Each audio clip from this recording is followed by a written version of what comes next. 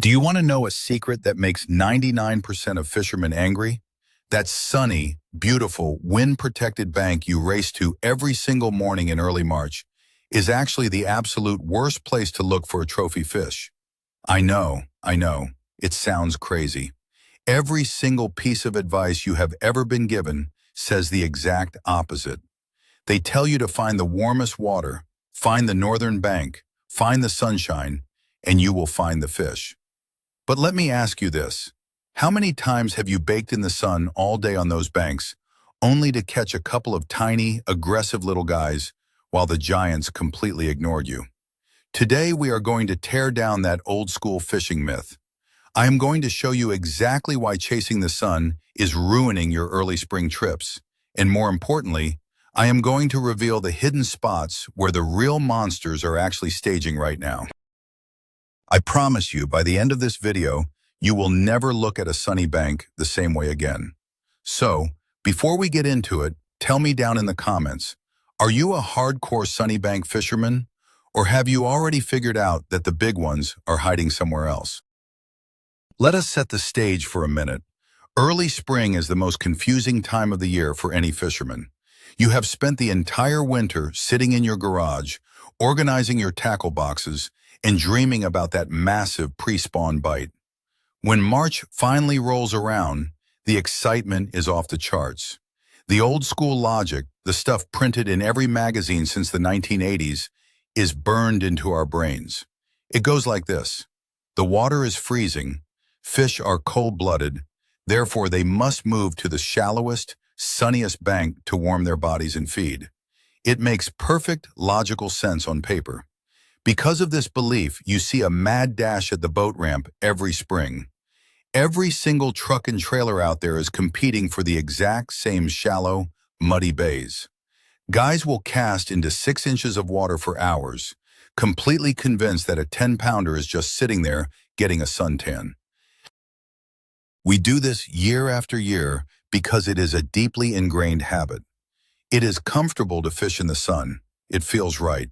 But while we are busy doing what everyone else is doing, the smartest fishermen on the lake are quietly sitting out in deeper, darker water, pulling up the biggest catches of their lives. Let us talk about why. Picture this exact scenario. It is 6 o'clock in the morning, the air is still biting cold from the overnight frost, and you are backing your truck down the ramp in early March. You have been waiting all winter for this exact moment. The engine turns over, you idle out past the no-wake zone, and you take a good look at the lake. The sun is just starting to peek over the eastern trees, casting a bright, warm glow directly on the northern banks. Every single instinct in your body tells you to point the bow straight toward that glowing, sunlit dirt. They say the water warms up faster right there. They say the big fish move up into the absolute shallows to soak in that heat and get active. So you fire up the big motor, race over to that muddy bank, drop the trolling motor, and start casting your arm off. You throw a spinnerbait, you drag a jig, you work a crankbait through the shallow wood. And maybe, just maybe, you catch a couple of aggressive little guys. But the monster, the absolute giant you came looking for, is nowhere to be found. You spend hours beating the water to a froth, wondering why the old magic trick is not working anymore. The truth is, you are falling for the biggest optical illusion in early spring fishing. That warm sunlight feels absolutely great on your face through your heavy winter jacket. But underneath the surface, a completely different story is unfolding. The biggest lie we tell ourselves in the spring is what the temperature gauge on our fish finder says. You pull up to the sunny bank, you look at your screen, and it says 55 degrees. You think to yourself, jackpot, the main lake is only 48 degrees, so this has to be the place. But here is the brutal reality of water physics. Your transducer is reading the top few inches of the water column. Yes, the sun has heated up that very top layer, making it nice and cozy for microscopic bugs and tiny bait fish. But big, heavy trophy fish do not live in the top 3 inches of the water. If a giant female moves into 2 feet of water, her belly is literally scraping the freezing cold mud at the bottom. That bottom layer has not warmed up at all. In fact, the ground underneath that water is still holding the freezing temperatures from the long winter nights.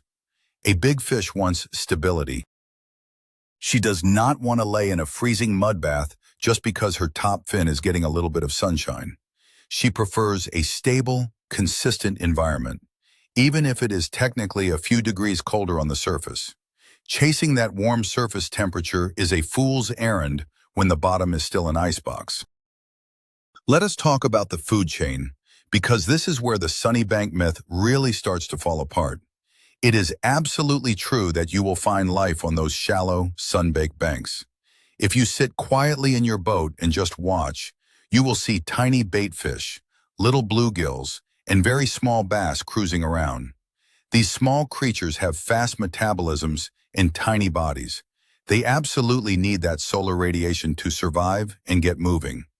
But here is the catch. A true trophy predator does not act like a tiny bluegill. A massive fish is incredibly lazy in cold water. She is an ambush predator through and through. She knows that all those little snacks are up there in the sun, but she is not going to expose herself in ultra-shallow, clear water to chase them down.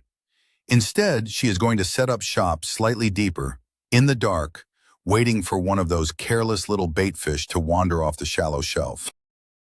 You are casting your bait into the dinner plate, but the guy who is going to eat the dinner is sitting underneath the table. Stop throwing your lures at the small fry and start dragging your baits through the dark ambush points where the giants are waiting. Now, we have to talk about the absolute dream killer of early spring fishing, the wind. March is famous for having some of the most brutal, biting winds of the entire year. You might find a gorgeous sunny bank, but if there is a cold northern or eastern wind blowing directly onto it, that bank is completely ruined. When that cold air pushes against the water, it creates a mixing effect. The wind takes that tiny, thin layer of warm surface water and completely churns it up with the freezing cold water underneath. It destroys any warming benefit the sun was providing. Suddenly, your perfect sunny bank is a turbulent, freezing mess. Yet I see fishermen perfectly lined up on these wind-blown sunny banks, shivering in their coats, wondering why they cannot get a single bite. Big fish hate rapid temperature drops and chaotic cold water currents. When the wind picks up in the spring, those fish will immediately drop back into a deeper, protected zone where the water is calm and the temperature is stable. If you are blindly sticking to the sunny bank rule without factoring in the wind direction, you are just practicing your casting skills in a dead zone. If the big fish are not in the shallow sunny mud, then where the heck are they? This brings us to the most important concept in early spring fishing, the staging area. Before a trophy female ever thinks about moving into ultra-shallow water to spawn, she stops at a staging area. Think of it like a waiting room before an appointment.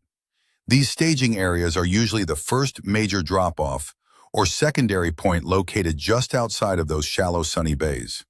She will sit in 8 to 15 feet of water, hanging tightly to the bottom structure. Down there, the water temperature is incredibly stable. The sun might go behind a cloud, the wind might blow, the air temperature might drop 20 degrees overnight, but down in her staging room, nothing changes. She is comfortable, she is safe, and she is preserving her energy. When she gets hungry, she simply slides up the slope, grabs a quick meal, and slides right back down into the dark. While you are beating the shallow bank, zeroing out, the guy who backed his boat off 50 yards and is dragging a heavy jig down the slope is hooking into the heaviest fish of the season. You have to find the waiting room. Another massive factor that everyone ignores is the concept of deep water access. A giant fish did not get giant by being stupid. She survived for 10 or 15 years by always having an escape route. In the early spring, the weather is wildly unpredictable. One day it is warm and sunny. The next day, a massive cold front pushes through with snow flurries. A trophy fish knows this. If she commits to a massive shallow flat with no deep water nearby, she is trapped if a cold front hits. She is highly vulnerable to predators like eagles or ospreys in clear, shallow water without cover. Therefore, a smart trophy fish will never hold in an area unless she can reach deep, safe water with just one or two flicks of her massive tail. That is why a slow tapering, shallow, sunny bank is often completely barren of big fish. They do not feel safe there. They want a vertical wall, a sharp ledge, or a distinct creek channel swing right next to their holding spot. They want the security of darkness just inches away. If your sunny bank does not have immediate deep water access, you are wasting your time looking for a giant. Let us break down the myth of the muddy bank versus the rocky bank. A lot of guys will find a sunny mudflat and fish it all day, thinking the mud absorbs the heat. But mud is soft, porous, and constantly shifting with the water currents. It does not retain heat well overnight. What you really want to look for is solid, heavy chunk rock or massive concrete structures like boat ramps or bridge pilings. Rock acts as a thermal battery. It absorbs the heat from the sun during the day, and more importantly, it slowly releases that heat straight into the water during the freezing cold night. A giant fish will literally press her belly against a massive underwater boulder to absorb that radiant heat. The craziest part is, a rock bank in the shade can actually be significantly warmer underwater than a mud bank in the direct sunlight, simply because the rock has stored days' worth of thermal energy. If you are ignoring the rocky, shaded transition areas just to chase a sunny mudflat, you are walking right past the most active fish in the lake. Stop looking at the sun and start looking at the geological makeup of the bank. Have you ever experienced a bluebird sky day in March? There is not a single cloud in the sky, the sun is intensely bright, and the air is crisp. It feels like a beautiful day to be on the water. But any veteran fisherman knows that bluebird skies usually mean a severe, high barometric pressure system has just moved in after a cold front. High pressure physically affects a fish. It presses down on their swim bladder, making them feel bloated, lethargic, and extremely uncomfortable. When this happens, they do not want to go anywhere near the shallow, bright water. The intense sunlight hurts their eyes, and the pressure pushes them tight to the absolute bottom of the lake. On these beautifully sunny days, the shallow banks are completely dead. The fish will lock their jaws shut and bury themselves deep inside thick brush piles or under deep rock ledges in 10 to 20 feet of water. You can drag a bait right past their nose in the shallows, and they will not even flinch. Recognizing that a sunny day often equals a high-pressure lockdown is crucial. You have to abandon the shallow bite entirely and slow down your presentation in the deep, dark sanctuaries. Speaking of sanctuaries, let us talk about the power of heavy timber. I am talking about massive, ancient oak trees that have fallen off the bank and lay submerged in 12 feet of water. Now, compare that to a bare, sunny, shallow bank. The bare bank offers a little bit of warmth, but absolutely zero security. The massive submerged tree offers zero direct sunlight, but it offers the ultimate ambush point and absolute safety. A trophy fish will choose security over temporary warmth every single time. She will position herself deep inside the tangled branches of that sunken tree. The wood itself provides a tiny bit of heat retention, but more importantly, it breaks the underwater current and provides a massive shadow. She can sit in that shadow, completely invisible to the world, and watch the baitfish swim by. When you are casting your shallow crankbait against the sunny dirt, you are completely missing the giant that is suspended horizontally halfway down that submerged tree trunk. You have to be willing to lose a few jigs in the heavy cover if you want to find the true monsters of early spring. This might be the most controversial thing I say today, but sometimes the absolute best place to catch a giant in early March is the completely shaded, dark side of the lake. I know it goes against every rule in the book, but hear me out. As we established, big fish are ambush predators. They rely on stealth. In early spring, the water is often crystal clear because the algae has not bloomed yet. If a big fish sits in the bright sunlight in clear water, she stands out like a sore thumb. Every bait fish within 50 yards can see her coming. But if she sits in the deep shadows of a steep bluff wall that never sees the sun, she becomes an invisible ghost. She can hunt with absolute impunity. Furthermore, those steep, shaded bluff walls often drop straight down into deep water, providing that vertical security we talked about earlier. I have had days where the sunny banks produced absolutely nothing but frustration. And the moment I moved my boat into the freezing, dark shadow of a mountain edge, my rod was instantly doubled over with a giant. Do not be afraid of the dark water. Sometimes the lack of sun is exactly what makes them bite. Let us talk about your mental state and how the sunny bank actually ruins your presentation. When you pull up to a sunny, beautiful bank, you get excited. You feel the warmth, you see the shallow cover, and your adrenaline starts pumping. Because you are excited, you start fishing way too fast. You are burning a spinnerbait, you are violently hopping a jig, you are cranking as fast as you can. But remember, the water is still incredibly cold down where the big fish are. Even if a giant happens to be near that sunny bank, her metabolism is crawling. She cannot and will not chase down a bait that is flying past her head like a rocket. The guys who catch giants in March are the guys who have the patience to cast a heavy jig into a deep staging area and let it sit perfectly still for 20 to 30 seconds at a time. They barely move the rod tip. They are dragging the bait inch by agonizing inch across the bottom. The sunny bank tricks your brain into thinking it is summertime. It makes you fish aggressively when you should be fishing like a snail. You have to disconnect your brain from the sunshine and fish the actual water temperature. Understanding the underwater migration routes is the real secret weapon of early spring.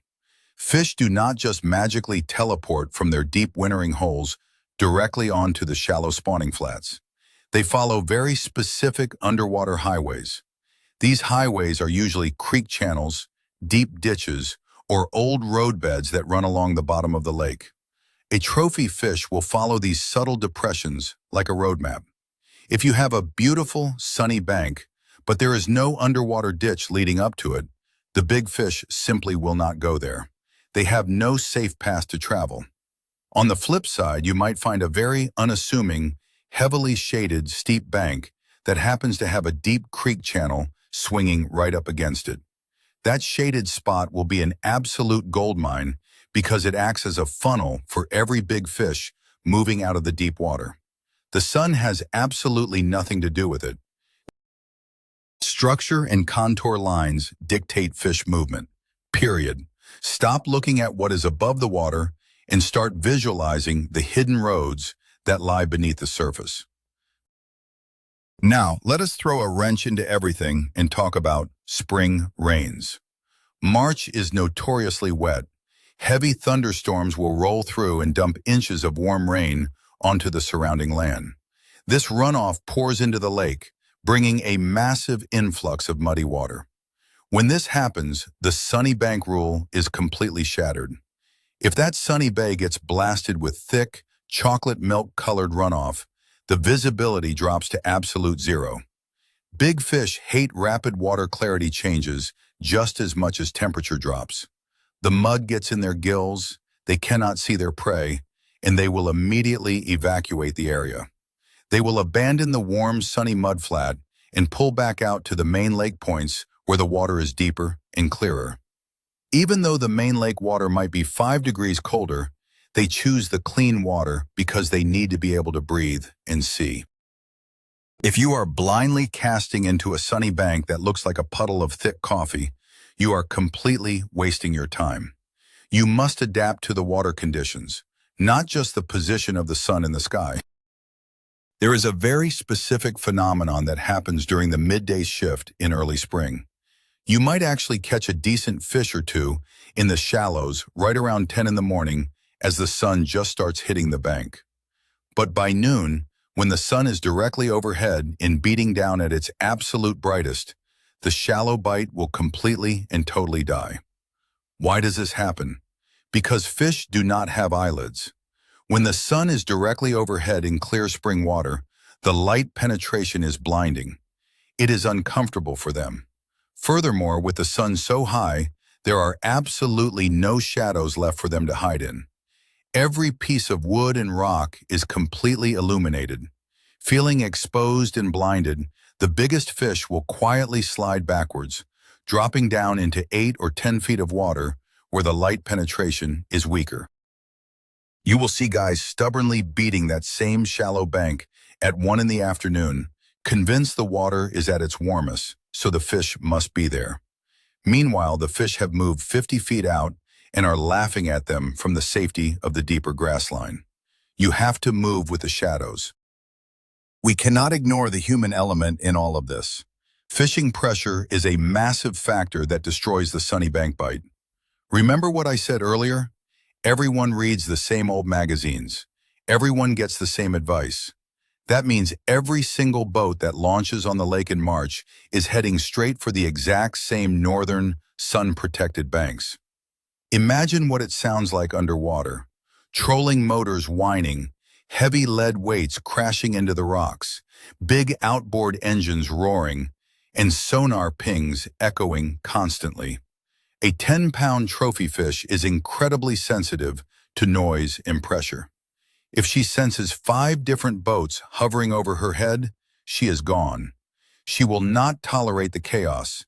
She will move to a completely ignored, seemingly terrible-looking piece of deep structure just to get away from the annoying fishermen. Sometimes the best way to catch a giant is to simply look around the lake, see where all the boats are gathered, and go to the exact opposite side. Fishing the ugly, unappealing water is often the best way to find the unpressured, giant fish that actually want to eat. If you absolutely insist on fishing a sunny, shallow bank, despite everything we have talked about, you are probably still doing it wrong because of your approach. The stealth factor in shallow water is critical. Most guys will roar up to a shallow bank on full plane, shut off the big motor, immediately drop the trolling motor on high speed, and push a massive wake right into the shallows. Before they have even made their first cast, every fish within 100 yards knows they are there. In clear, cold spring water, sound travels incredibly fast and far. Furthermore, if the sun is behind you, you are casting a massive, dark shadow of yourself in your boat directly over the area you are trying to fish. You are literally broadcasting a warning signal to the fish. The only guys who occasionally catch giants in the sunny shallows are the ones who turn their big motor off a quarter-mile away. They drift in silently with the wind.